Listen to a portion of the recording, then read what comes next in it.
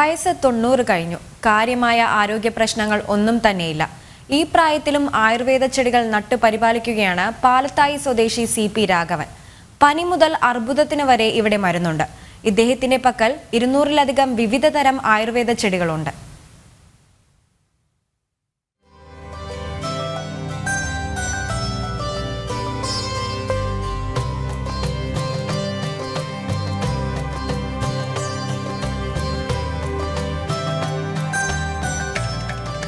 ചെറുപ്പത്തിൽ അമ്മാവന്റെ കൂടെ ചേർന്ന് പഠിച്ചതാണ് ആയുർവേദ മരുന്നുകളെ കുറിച്ച്. പിന്നീട് ആയുർവേദ ചെടികൾ വച്ചുപിടിപ്പിക്കാൻ തുടങ്ങി. ചെടികളുടെ പേരുകളെല്ലാം ഇന്നും മനപ്പാടമാണ്. ഇത് ക്യാൻസറിന് ഏറ്റവും നല്ല മരുന്നാണ്. ഇതിന്റെ പേര് അർബുദനാശിനി. അർബുദം ക്യാൻസർ ആണല്ലോ, അർബുദനാശിനി എന്നാ പറയുക. ഇതിന്റെ ഈ ചെറിയ ഇലയാണ് മരുന്നിന് എടുക്കുന്നത്. വലിയ ഇലയൊന്നും എടുക്കില്ല. കീഴാറ് നെല്ലി അറിഞ്ഞൂടെ, എണ്ണക്കല്ലെടുക്കുന്നത്. ഇത് കയ്യണ്ണി. പിന്നെ ഇത് പവിഴമില്ല.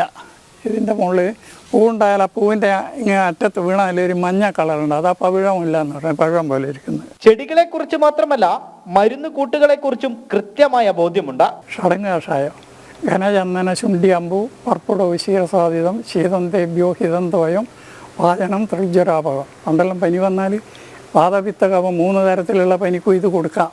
മരുമകൻ CP അശോകനും സഹായത്തിനായി കൂടെയുണ്ട്. ഇവിടെ എല്ലാവരും അന്ന് വേറെ ഡോക്ടർമാരൊന്നുമില്ല, ആയുർവേദ മരുന്നിനായിരുന്നു ഡിപ്പെൻഡ് ചെയ്യുന്നത്. എന്ത് അസുഖം വന്നു കഴിഞ്ഞാലും.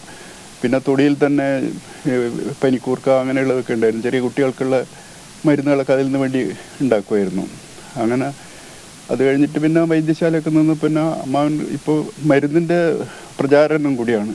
എല്ലാ സ്കൂളുകളിലും ഇവിടെയുള്ള ആയുർവേദ ഹോസ്പിറ്റലൊക്കെ മരുന്നുകൾ ചെടികളൊക്കെ കൊടുക്കുന്നുണ്ട്. 20 വർഷത്തോളമായി ഇത്തരത്തിൽ ആയുർവേദ ചെടികൾ വച്ചുപിടിപ്പിക്കുന്നു.